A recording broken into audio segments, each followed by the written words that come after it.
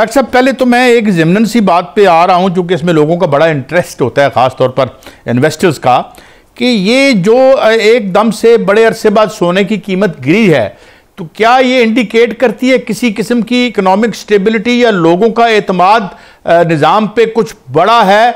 ये इसकी ये वजह है, या आप इसे कैसे देखते हैं, और या ये ट्रेंड जारी रहेगा या ये एक वक्ती डिप है? जनाब डॉक्टर साहब। तो पहले तो गाजी साहब ये समझना है कि कीमत इतनी बढ़ी क्यों थी। इसकी वजूहत ये थी कि सेंट्रल बैंक्स सोना खरीद रहे थे, जो यूएस डॉलर है उसकी वीकनेस आ रही थी, जो रेट्स हैं यानी कि जो इंटरनेशनल जैसे सेंट्रल बैंक है फेड यूएस का, वो रेट्स कम करने जा रहा था, और जियो पॉलिटिक्स जो थी वो डिस्टर्ब थी, यूक्रेन वॉर हो, मिडल ईस्ट हो, गाजा हो, ये सब सिचुएशंस, और आखिरी चीज एक ट्रेड टेंशंस जो हैं वो चल रही थी।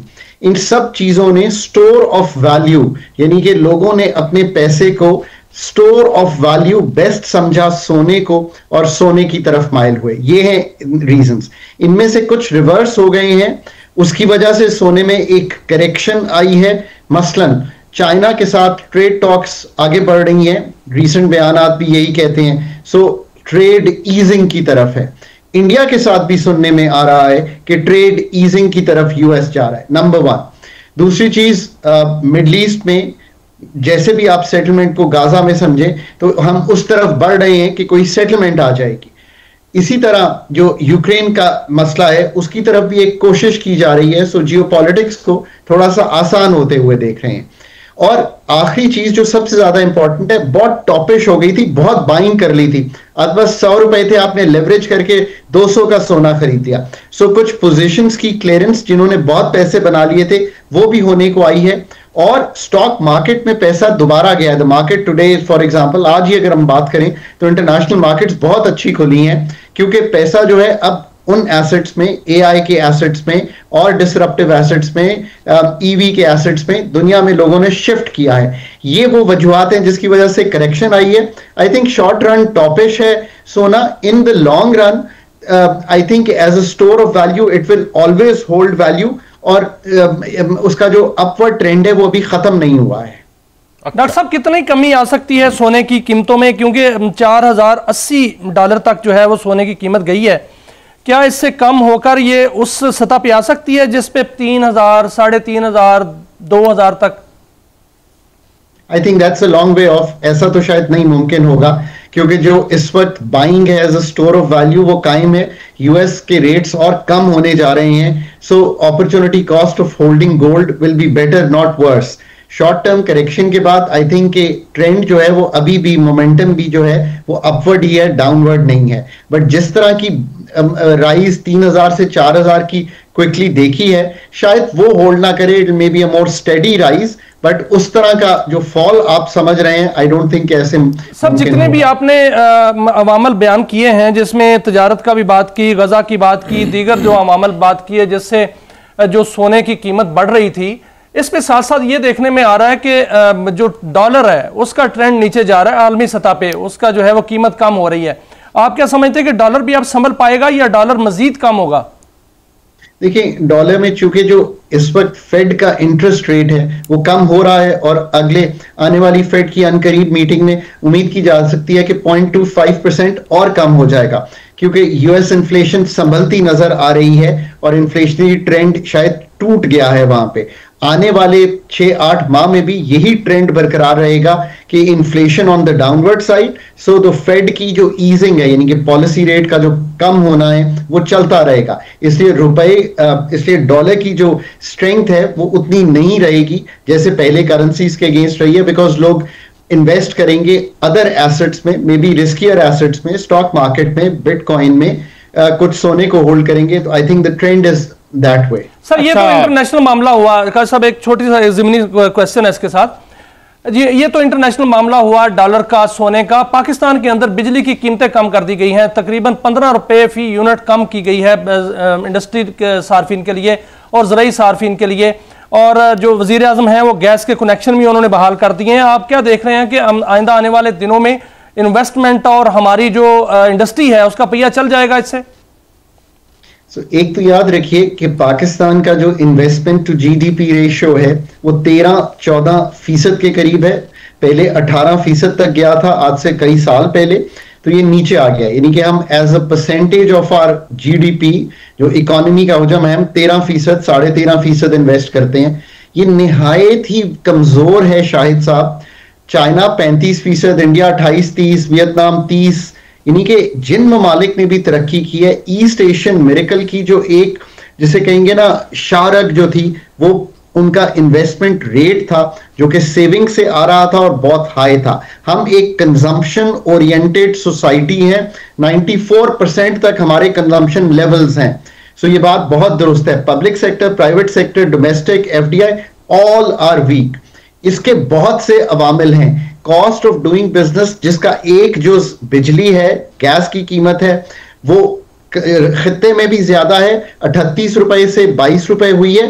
पर याद रखिए ये आज जो आप इस्तेमाल कर रहे हैं उसके लिए नहीं है। आज अगर 100 यूनिट इस्तेमाल किए आपने इस माह में, और पिछले साल इसी माह में भी 100 ही किए थे, तो वही कीमत है 38 रुपए।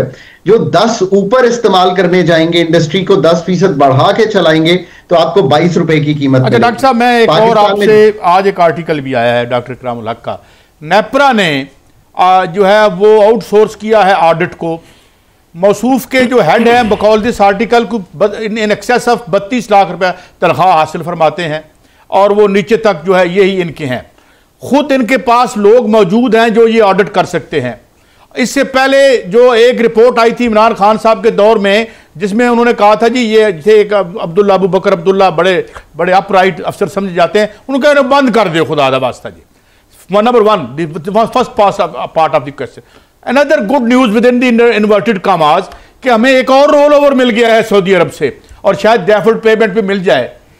इस पे हमें बगलें बजानी चाहिए या हमें शर्मसार होना चाहिए और नेपरा को बंद कर दें? अगर हमने आउटसोर्स करके उनको पैसे देने हैं और नेपरा से, क्योंकि अगर हम इनको निकाल देंगे तो शायद वो कुछ ज्यादा ऑनेस्ट रिपोर्ट हमें आ जाए।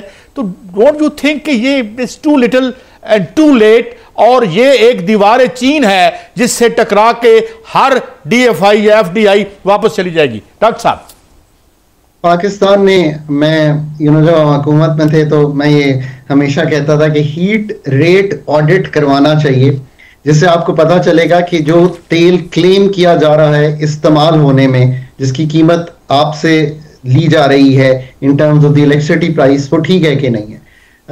जमाने गुजर गए, हीट रेट ऑडिट नहीं हो सका। सो ये बात आपकी बहुत इंपॉर्टेंट और बहुत दुरुस्त है। ये जो ऑडिट का निज़ाम है टैक्सेशन से लेके नेपरा तक, ये पाकिस्तान में हम बना नहीं पाए सही तरह पे, और इसको सही बनाना और इसको सही इफेक्टिवली इस्तेमाल करना हमें ये बताता है कि अगर आप 5% लोगों का भी ऑडिट करते हैं तो आपको पता चलता है कि 5 में से क्या फीसद है जो ठीक नहीं है, फिर आप आगे बढ़ेंगे। 5% में प्रॉब्लम है, so it is an extremely important thing. अगर रेगुलेटरी रिफॉर्म का कोई सबसे अहम जुज़ है ना, तो वो है जो आपने सामने रखा है। पाकिस्तान में रेगुलेटरी एक्सपीरियंस के लोग बहुत कम हैं। हम अभी भी रेगुलेटरी जो जिसे कहेंगे होल पैराफिनेलिया है, 10-15 साल पुराना है, उसको एक पार्किंग स्पॉट ऑफ पीपल समझकर चला रहे हैं। हालांकि इसका फंक्शन बहुत ही इंपॉर्टेंट है। ये पूरे मैं एक और डॉक्टर साहब, मैं एक चीज कोट करना चाहता हूं। मैंने आज गौहर एजाज साहब जो हमारे इंडस्ट्रियलिस्ट हैं और एप्टमा के चेयरमैन भी रहे हैं, आज मैंने उनके क्लिप देखा। उनका जनाब मैंने फैक्ट्रियां बंद करके तो कोई और काम शुरू कर लिया है। मेरा मतलब ये हम हमारे यहाँ जो डी इंडस्ट्रियलाइजेशन का प्रोसेस है, how important these people who own these IPPs are, that the whole state is hell bent upon protecting them, or they are ready to sacrifice every damn thing that we have achieved so far in this country. ये कौन ताकतवर लोग हैं जिन्हें हम ना पूछ सकते हैं, ना नाम पूछ सकते हैं, ना इशारा कर सकते हैं, और पूरी सरकार और रियासत उनके तहफ़्फ़ुज़ में लगी हुई है। So the regulator is the right institution to be asking, जिसको भी वो पूछना चाहे, प्राइवेट IPPs को, गवर्नमेंट के IPPs को, गवर्नमेंट के अदारों को। एक तो ये बात है, that's why the regulatory mechanism is terribly important. दूसरी बात आपने जो सामने रखी है ना, वो बड़ी इंपॉर्टेंट है। देखिए, बहुत सी चीजें पाकिस्तान में तंजीमें नौ मांगती हैं।